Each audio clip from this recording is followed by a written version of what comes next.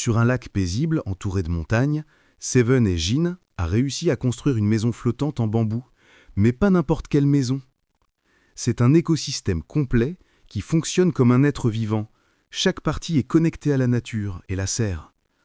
L'eau, les poissons, les fleurs et les abeilles interagissent tous en harmonie pour préserver l'équilibre. Il n'y a ni électricité ni moteur. Tout a été fait à la main, avec des outils qu'il a lui-même fabriqués ou soigneusement choisis. Son projet n'est pas seulement un lieu de vie, mais un mode de vie qui reflète la patience, la connaissance et les traditions. Il prouve que la simplicité peut être plus riche de sens que n'importe quel luxe moderne. N'oubliez pas de vous abonner à notre chaîne. Et merci. Eijin a utilisé le bambou pour construire une maison flottante au milieu d'un lac, dans une région rurale du Vietnam. Le projet a été réalisé près d'un village de montagne isolé, où le bambou abonde et où la pêche est une activité essentielle du quotidien.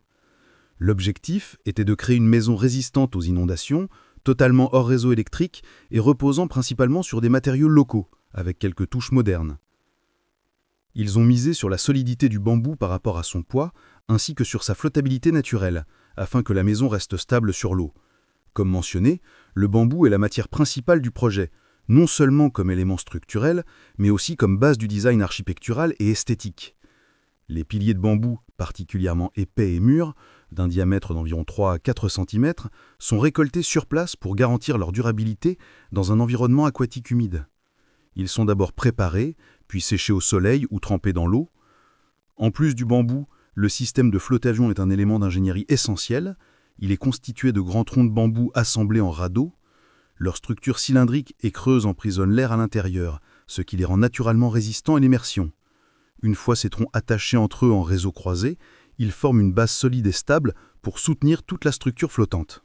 À cette étape du projet, aucun baril métallique, plastique ou palette industrielle n'a été utilisé pour assurer la flottabilité. Ce choix montre à quel point cet homme comprend parfaitement les propriétés mécaniques du bambou. En élargissant la surface de la base, il garantit que la structure ne penche pas et ne vibre pas de manière excessive. Dès qu'il a terminé la base du radeau, il l'a testée immédiatement sur l'eau pour s'assurer qu'elle flotte correctement et reste stable. Ensuite, il est passé à l'étape suivante, l'assemblage de la structure supérieure du radeau, une étape essentielle car c'est à ce moment-là que la véritable forme du bateau commence à apparaître. Après s'être assuré que la base était assez large et pouvait supporter le poids sans basculer, il a commencé à ériger les piliers principaux en bambou, soigneusement sélectionnés parmi les tiges les plus épaisses et matures pour garantir la solidité. Chaque pilier était placé avec précision dans des ouvertures spécialement conçues au point d'intersection de la base afin d'assurer un ancrage solide. Ensuite, il a relié ces piliers à des traverses horizontales en bambou, formant ainsi un réseau souple et résistant qui donne à la structure supérieure cohésion et stabilité. Le développement de cette ossature lui offre plusieurs avantages, tant sur le plan de la résistance que du design écologique. Une fois le premier cadre terminé, il a pu ajuster l'équilibre de la base du radeau et observer son comportement sous la charge principale. Quand il a confirmé sa stabilité, il a commencé à installer des éléments plus lourds ou décoratifs, tels que la rambarde, le plancher intérieur et les cloisons extérieures. Reporter l'installation des éléments esthétiques et secondaires jusqu'à ce que la structure principale soit achevée lui a permis de garder une grande flexibilité dans le design. La balustrade en bambou, installée dans les dernières étapes, assure non seulement la sécurité, mais sert aussi de support pour suspendre des plantes. L'ajout d'éléments paysagers comme des pots en bambou et des plantes cultivées renforce encore l'intégration du radeau dans l'écosystème environnant. Le four extérieur, quant à lui, est construit à partir de pierres plates locales prélevées autour du lac. Les couches de terre compactée et d'argile servent d'isolation et de protection pour la base, tandis que l'argile et le sable sont utilisés pour lier solidement les pierres entre elles, assurant une structure à la fois fonctionnelle et harmonieuse avec la nature. Il a construit de ses propres mains directement sur le plancher en bambou de son radeau et a veillé à répartir correctement les charges afin de ne pas compromettre la flottabilité de l'ensemble. Le design est simple mais fonctionnel. Le four est intégré à la structure sans occuper une grande surface. La fabrication de la lance et du masque de plongée apporte une nouvelle couche de complexité. La pêche n'est plus une activité passive avec des nasses, elle devient une pratique active qui exige des outils nombreux et précis. La lance est taillée à la main dans une perche de bambou, façonnée en pointe fine sur laquelle on fixe une pointe métallique pour la fermir. Quant au masque manuel, il est fabriqué à partir de caoutchouc récupéré, de verre transparent et de vis métalliques pour l'assemblage. Le four, la lance et le masque marquent ensemble la transition entre les simples savoir-faire de construction et l'autonomie totale de subsistance. Le radeau cesse d'être un simple abri pour devenir une base de travail pour la pêche, la cuisson et la vie quotidienne sur l'eau. Pourtant, après tout cela, il reste encore beaucoup à faire, car la maison flottante en est encore à ses premières étapes. Le mobilier qu'il a fabriqué pour la maison flottante est lui aussi en bambou. Non seulement pratique, mais aussi une continuité naturelle des matériaux du bâti. Tous les éléments du mobilier sont en bambou et contribuent à l'unité visuelle de la maison, lui donnant l'apparence d'une unique pièce artistique. Une fois ce chantier terminé, Eijin passe à l'étape suivante et construit une petite embarcation. Le processus commence par le choix minutieux de tiges de bambou, mûres et épaisses, coupées à longueur égale et liées ensemble pour former la plateforme flottante. Pour contrôler la direction et améliorer la fluidité de la navigation, il relève légèrement la proue. Ensuite, la plateforme est recouverte d'une structure légère en bois ou en bambou, généralement de forme rectangulaire. Dans une des étapes techniques les plus importantes, il renforce les parties de bambou de manière à emprisonner l'air à l'intérieur de leur cavité, ce qui améliore la flottabilité. La direction et la propulsion se font à l'aide de longues perches et de pagaies taillées dans le bois local. Comme son embarcation a un faible tirant d'eau, elle peut naviguer dans des eaux très peu profondes et s'approcher des rives sans s'échouer ni couler. Un atout essentiel pour son mode de vie. En parallèle, il commence à travailler sur la structure principale, qu'il fait soigneusement sécher pour la protéger du soleil et de l'humidité. Ensuite, il utilise son bateau en bambou pour transporter de grandes tiges et agrandir sa maison par la base. La plateforme plate et flottante lui offre une surface stable qui répartit bien le poids, ce qui réduit considérablement les risques de chavirement ou d'immersion. Une fois les tiges arrivées près de la maison, il les décharge directement sur le radeau déjà préparé pour l'assemblage. L'espace est ouvert horizontalement, ce qui renforce la sensation d'ouverture et donne l'impression que la maison fusionne avec la nature. Il fabrique aussi un bassin d'eau, conçu pour servir soit de vivier à poissons, soit de petit espace de baignade. L'intérieur du bassin est ouvert au centre, entouré d'un mur vertical de tiges de bambou, créant une structure à la fois simple et harmonieuse. Pendant qu'il construit, il doit aussi continuer à vivre et à se nourrir. Alors il installe des pièges et cherche de la nourriture dans les environs. C'est dans cette optique qu'il a créé un nouveau système pour abriter ses poules, leur offrant un endroit sûr et confortable pour pondre. Il a monté 4 poteaux verticaux, reliés par des traverses horizontales pour renforcer la structure. Les parois sont faites de lattes de bambou espacées, ce qui les rend légères et bien ventilées. L'ensemble est solidement fixé avec des cordes, assurant sa résistance au transport et aux intempéries. Habitué au travail manuel, il renforce ensuite l'intérieur avec des barres transversales reliées par un cordon vert naturel. Quand la structure principale devient stable, il commence à tisser de nouvelles feuilles, de larges roseaux et des plantes locales dans cet assemblage, créant un équilibre parfait entre artisanat, fonctionnalité et intégration naturelle. Revenons à la maison flottante. L'un des éléments les plus ingénieux de sa conception est le poulailler en bambou, directement intégré dans la plateforme de la maison. Ce poulailler est fabriqué à partir de bambous de différents diamètres, chaque pièce étant coupée, polie et ajustée à la main pour optimiser l'espace disponible. La structure principale est faite de tiges épaisses pour assurer solidité et stabilité, tandis que les panneaux latéraux sont tissés à partir de lamelles fines et aplaties de bambou, liées entre elles avec des cordelettes naturelles et des fibres végétales. Aucune vis ni clou moderne n'est utilisée afin de préserver l'aspect naturel et traditionnel de la construction. Il faut dire que ce projet a une grande importance culturelle et environnementale pour sa région. Au Vietnam, comme dans une grande partie de l'Asie du Sud-Est, la construction en bambou et la vie en harmonie avec l'eau ont des racines profondes. Le bambou, autrefois appelé le bois des pauvres, a longtemps servi à bâtir des maisons, meubles, ponts et autres structures.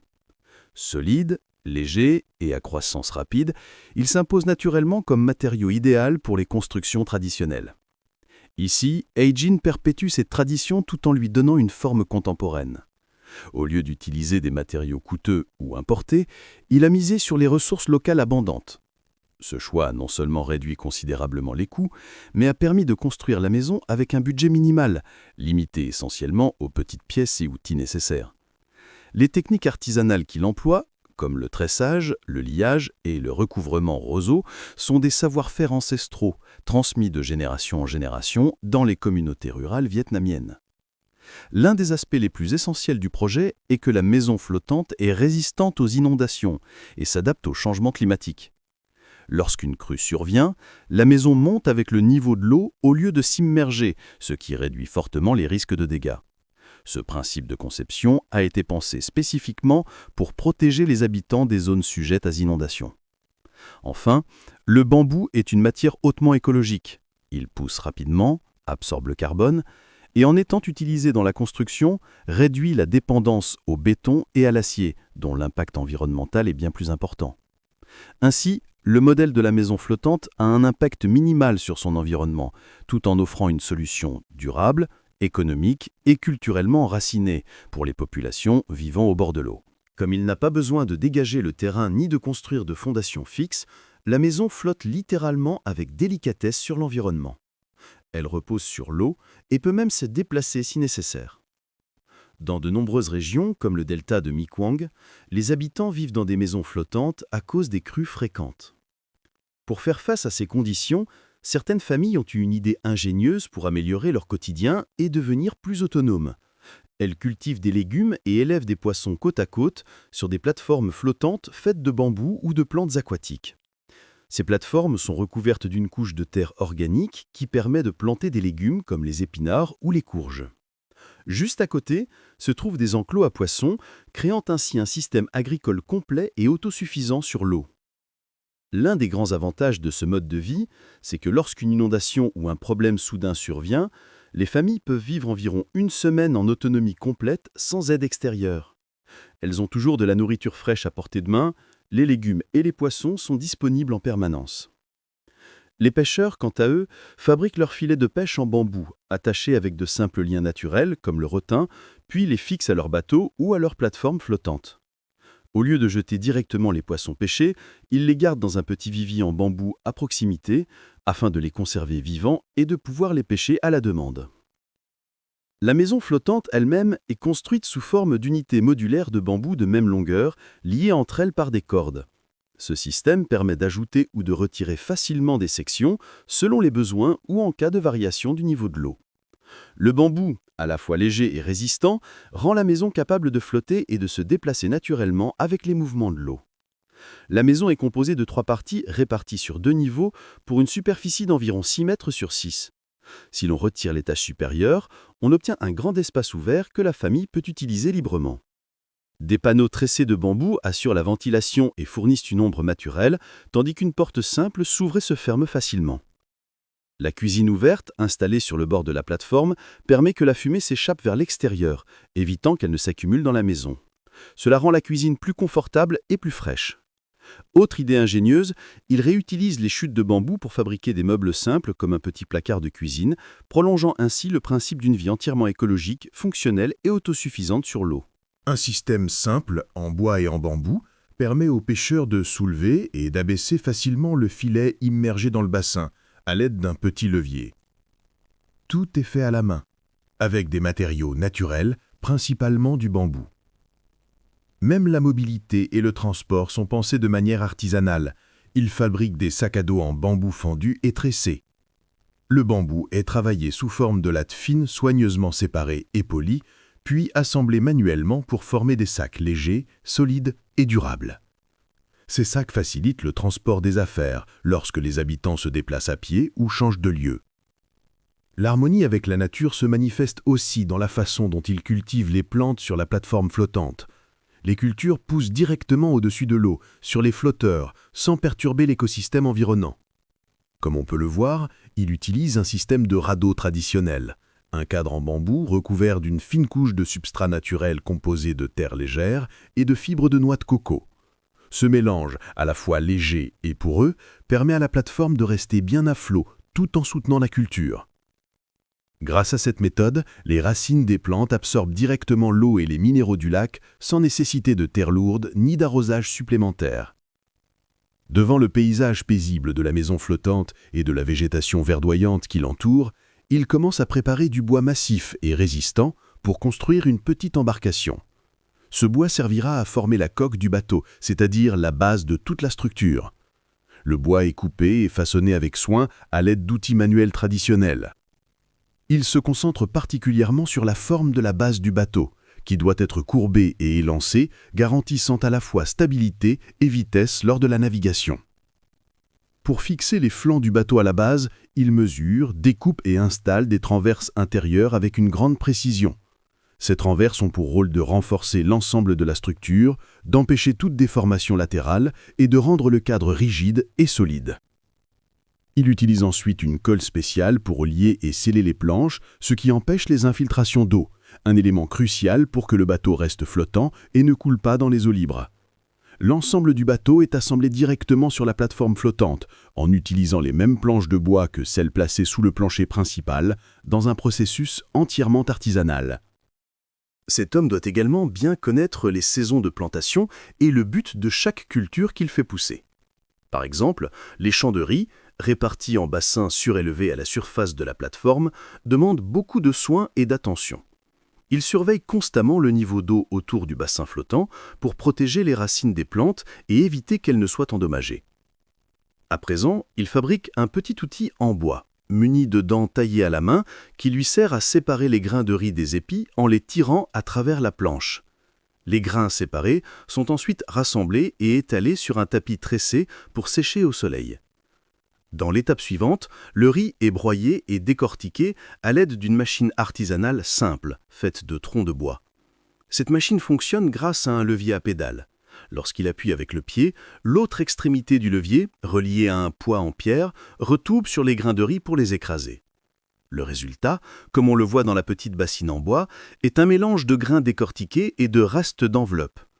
Le tapis tressé, à la fois souple et solide, aide ensuite à séparer les dernières enveloppes du riz prêt à être consommé. Quant à la cire d'abeille, elle a une couleur jaune pâle, signe qu'elle est fraîche et d'excellente qualité, tout comme le miel qu'elle contient.